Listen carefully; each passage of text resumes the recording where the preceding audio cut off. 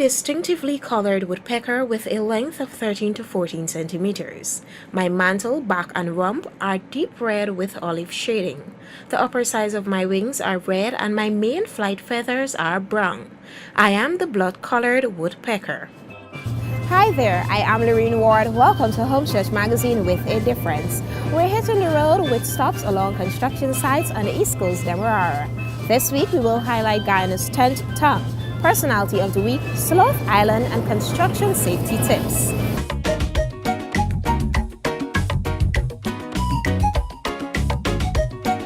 We begin with the history and development of Guyana's 10th tongue. Let's head to Potaro Siperuni.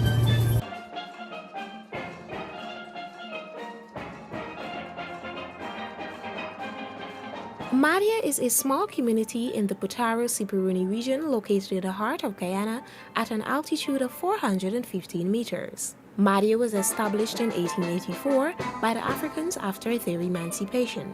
Most of them traveled from the county of Berbice and the east coast of Demerara in search of gold. During this period, Madia was only accessible by river. In November 1933, a bridge was constructed over the Garay stream, linking Madia to Bartica by trail. This bridge, which is suspended by cables, was named the Denham Suspension Bridge by the then colonial governor Sir Edward Denham. This concrete road, this part where we live here now, this was just a track, a footpath. And the main road, the only road, was the Bartica Potaro Road.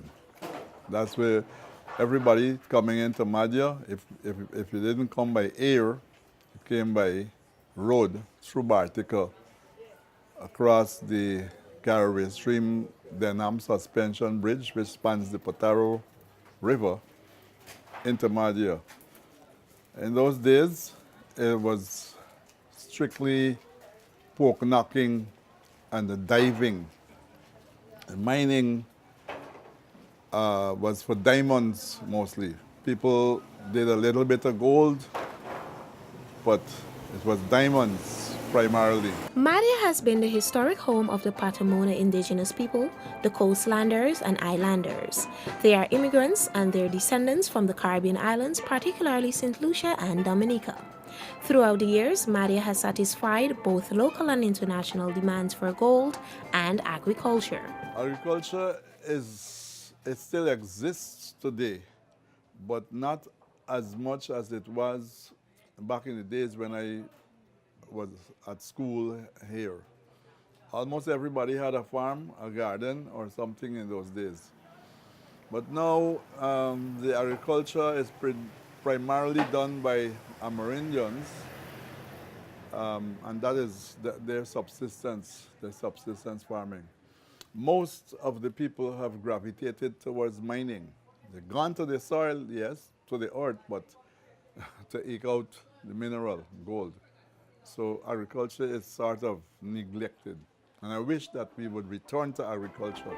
Madia, being the regional administrative center of Region 8, has relevant infrastructures such as a cottage hospital, a nursery, primary and secondary schools, fuel station, restaurants, hotels, police station, post office, and regional administrative office, among other facilities.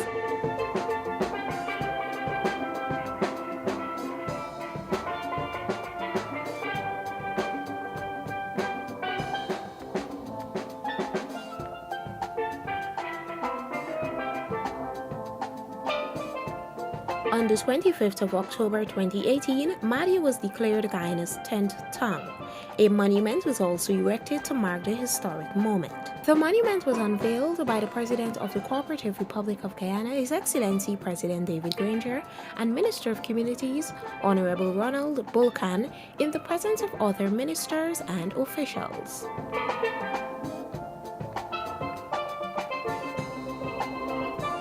The monument is a granite rock built 9 feet below the ground, 13 feet above, weighs 18 tons, and is native to Madia and its surrounding.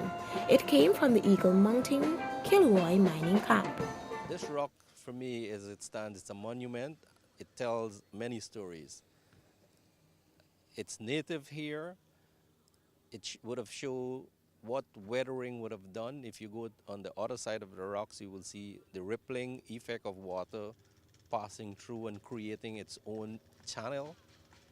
And so it tells you, after many, many years, what weathering would have done, and it's still a rock.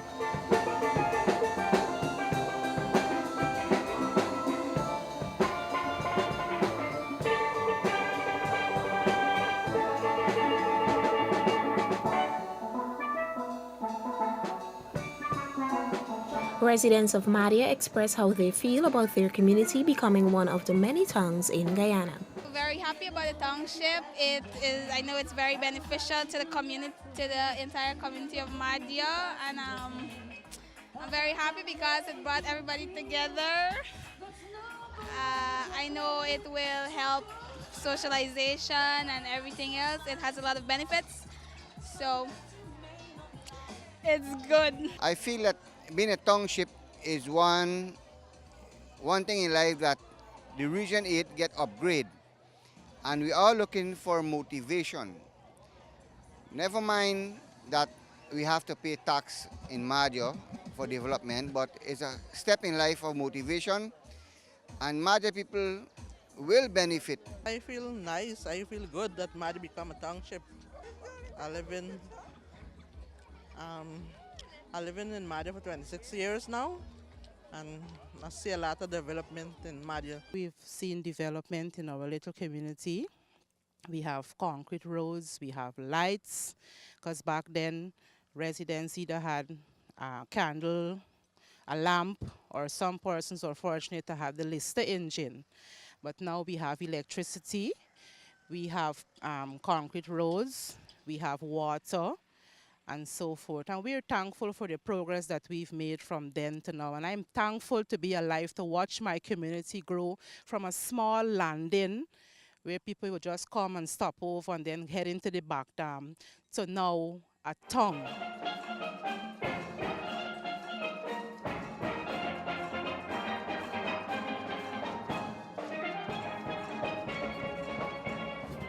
Madia, a hidden gem. Of the many islands found in the mighty Essequibo, Sloth Island stands out.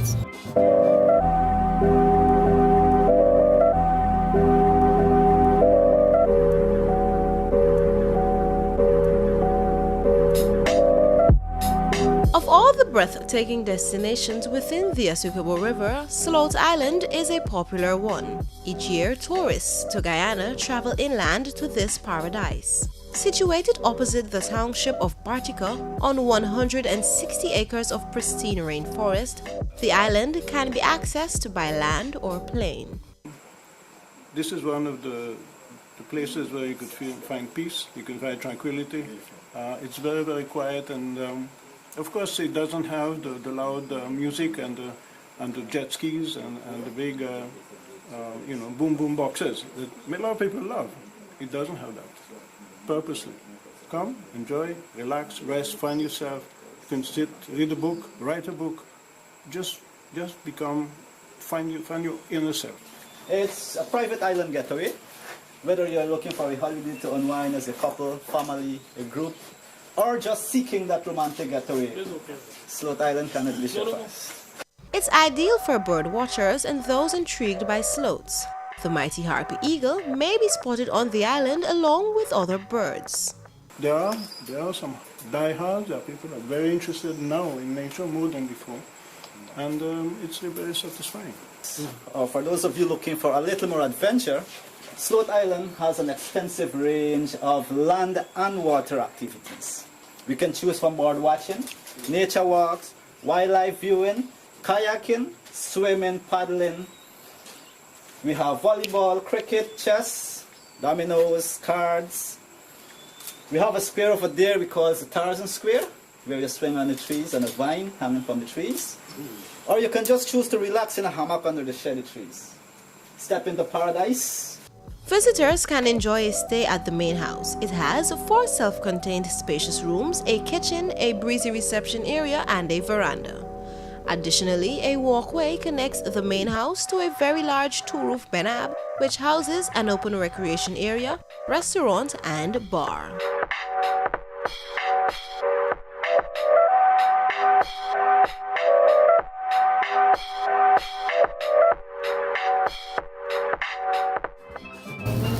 a destination for the perfect getaway.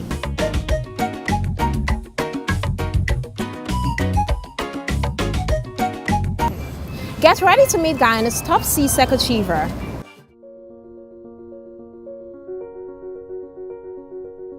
Not only did she top the country, but she was also this year's top achiever for the entire Caribbean when the Cape results came out. Young Adila Ali has made a name for herself, and it wasn't even about the fame. Believe it or not, failure was Adila's motivation behind achieving her astounding Cape results. To get that top spot, you automatically get a scholarship, and for me it was all about that scholarship. It wasn't about, you know, all the fame and the glory and the recognition. It was just for that scholarship. At CSEC, I would have done 22 subjects, which is, believe me, it was not easy. You know, it was a lot, and I'd missed it by one. So, you know, it really devastated me.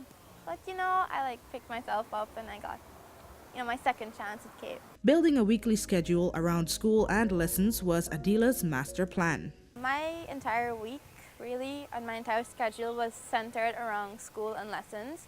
And I took lessons for a majority of my subjects, so I didn't really have much free time, you would say, to study. So all of my studying was done in the nights or whenever I had free time or when we would have those exams.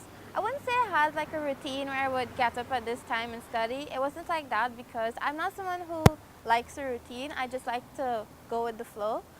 So whenever I studied, I would really pay attention and, you know, read and reread, and especially in classes too, I pay extra attention so that when I study in the nights, I would remember that class, remember what the teacher said, you know, make my fine notes, you know, nothing special. During her moments of uncertainty, her parents would comfort and give reassurance that the reward would come in the end. The support that I would have received is really just emotional support, because, you know, going through all of this, it's really tough.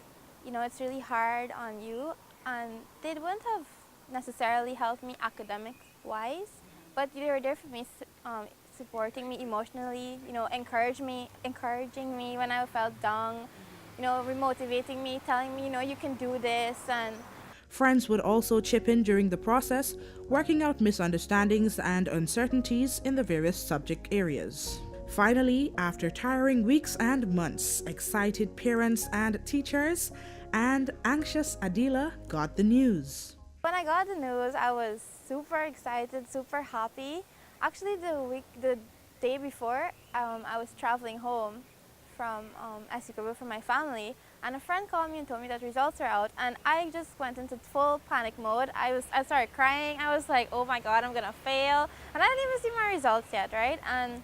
But when I actually checked it, I was in such disbelief. I had to check to make sure it was this year's results, not last year's results. You know, I was just so shocked, but I was really happy because I was like, I did it. I finally did it. She wrote 8 subjects and secured grade 1s in them all, and that's not all. She was also the top natural sciences achiever in the region. The trend has it that normally a student of Jamaica or Trinidad would gain this prize, but this year Guyana has won it through the QC student. With more time on her hands now, Miss Ali says it's time for normal teenager activities. I love to read. I like to be on social media. I love to sleep a lot. I like to be with my friends, you know, just any regular teenager. I don't do anything out of the norm. Okay. The top achiever is already attending classes at the University of Guyana on her journey to becoming a pediatric surgeon as she awaits her scholarship grant, eyeing a spot at UWI's Mona campus. If you're aspiring to yield great results like this 18-year-old, here's some advice. I am telling you, go for it. Honestly, go big. Write as many subjects as you think you can handle. Don't write it because of parents, because of teachers. Write it because you want to write it and because you know that you have the ability to. This journey is not easy. It's gonna really, attack you mentally. It's gonna bring you down, and that's when you need to remember why you're putting yourself through all of this. Remember why you're doing this, for that scholarship even. You have my support, and go for it. One thing, failure is inevitable sometimes, and some people, they crash and burn. I try to look at failure as a stepping stone rather than an obstacle, and I use whatever I learned from my failures.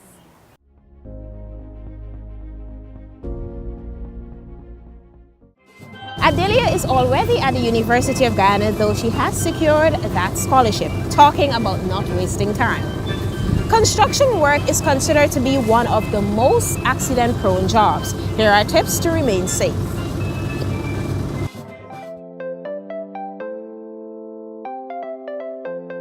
Heights, heavy lifting, edges, deep holes, and wobbling stairs are a reality in many construction and construction cleanup sites, regardless of how careful the contractors try to be. Here are a few tips for you to keep in mind to protect your own safety when working in hazardous conditions. There are equipment to protect different parts of the body. For example, if you're a welder, there's need for you to wear a certain type of goggles to protect your eyes. If you're working in a zone where it is the opportunity for something falling from above exists, you must wear the helmet to protect your head. Gloves, you must wear that, safety boots, and of course when it comes to safety boots, there are various types based on the work environment. If you're working in an environment where you're exposed to, let's say, electrical cables on the ground, your boots should be one that doesn't allow you to be shocked.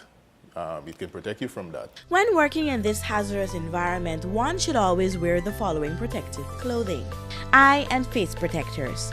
Safety glasses or face shields are worn anytime work operations can cause foreign objects to get in the eye. For example, during welding, cutting, grinding, nailing, or when working with concrete and/or harmful chemicals, or when exposed to flying particles. Wear when exposed to any electrical hazards, including working on energized electrical systems. Foot protection.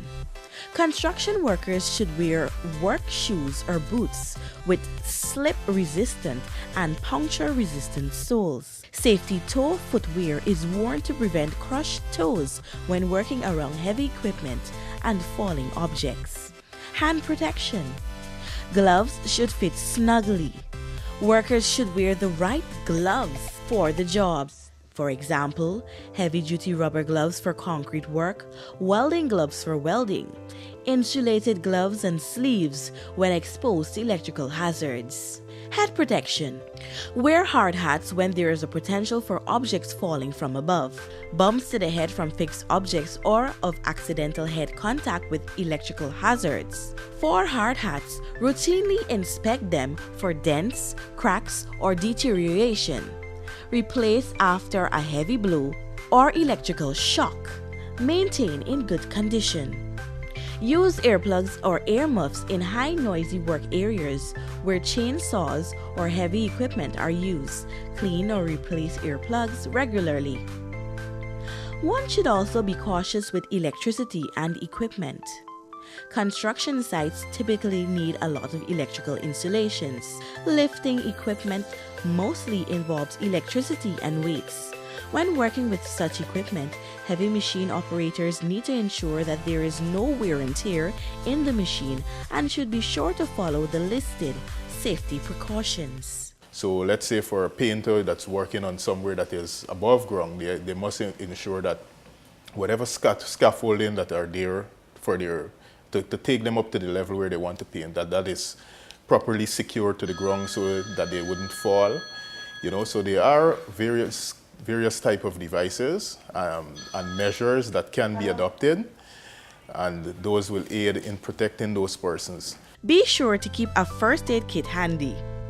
While it is always a good idea to keep your own personal first aid kit handy while doing day labor and skilled labor, it is not always possible. Both the site supervisor and contractor should ensure that the first aid is always accessible to workers. If you're missing a necessary first aid supply on the site, inform your supervisor immediately. Basic first aid for minor burns, cuts, and falls should be available on site so medical attention can be provided immediately. This is beneficial for the employer as well as because it allows the worker to be treated and returned to work as quickly as possible. Some injuries are immediately treatable, which helps limit the damage and prevents infections from spreading. It's not only for the workers themselves, but even persons who get into contact or come into close proximity of construction activities, they also must operate in a safe way. If you're walking along the road and construction is happening at a particular point, let's say, for example, they're driving piles, you you shouldn't walk close to that construction zone because something might become loose and it can fall and crush you. So you must exercise all the necessary care for your protection. Remember, safety is gainful, accidents are painful. I am Lorene Ward. Remember to like our Homestretch Magazine Facebook page and subscribe to our YouTube channel. Be safe and keep smiling.